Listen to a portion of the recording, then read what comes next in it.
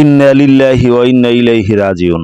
আজকের এই কষ্টের ভিডিওটা না করে পারলাম না, কারণ আপনাকে জানান লাগবে যাদের এলাকায় ঘটনাগুলো ঘটে হারা সতর্ক হয়ে যাবে। এই মাইয়াত মারা গেছে দুপুর 1টায়। এখানে মাইয়াতের কোনো জানাজার টাইম দেওয়া হয় না। এখন রাত বাজে 10টা। কোনো মতে মাইয়াতের জানাজা শেষ করলাম, এখন নিয়ে যাচ্ছি তার শেষ ঠিকানায়। এই যে জায়গাটা আপনাদের ঘুরে দেখাচ্ছি, এইটা হলো মসজিদের একটা ওয়াকফের জায়গা। এখানে আনুমানিক আরো 10-15টা কবর আছে। মসজিদ থেকে 50 গজ দূরে মাইয়াতের বাসস্থান। বেঁচে থাকতে উনি বলে গিয়েছিলেন যে মসজিদের পাশেই যেন আমাকে রাখা হয়। এই কথাগুলো শুনলে আপনাদের চোখে জল এসে মাত্র কুলাঙ্কার সন্তান আর সম্পত্তির কারণে তার স্থান হইল একেবারে। শোনেন, ওই যে কথা বলে না, এই কথা কোনো ভিত্তি নেই। একটা মুরব্বী মানুষ ছোটকালা এলাকার বউ আইছে, এই মসজিদের আজান শুনছে, ঘরে বই নামাজ পড়ছে। এই লোক যদি সে যদি এদিকে শুইতে চাইছে আর পলায় জমি না দেখ যাইয়ে, হ্যাঁ পলায় জমি না দেখ, হ্যাঁ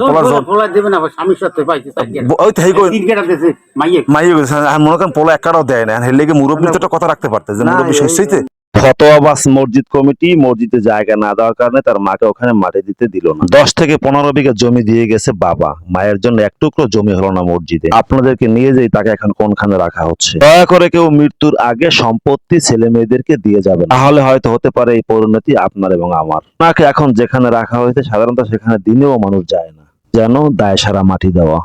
মাইয়েতের ছেলে একটা, মেয়ে 3। দাফনের সময় হতভাগা সেই ছেলে এবং ছেলের বউ, ছেলের নাতি নাতি করে কেউই ছিল। আছে শুধু সেই অভাগা মায়ের সন্তান মেয়েরা।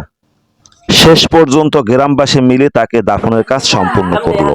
এই হলো মৃত্যুর আগে সম্পত্তি লিখে দেওয়ার হিসাব।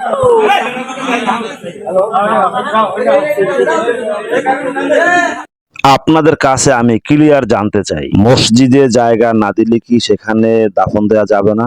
দয়া করে ফতোয়াটা আমাকে দিয়ে যাবেন যে আসলে সত্য না মিথ্যা। একমাত্র এই ফতোয়াই তার কেড়ে নিল শেষ ঠিকানা। এত কিছু থাকতে ভাগ্যের কি নির্মম পরিহাস।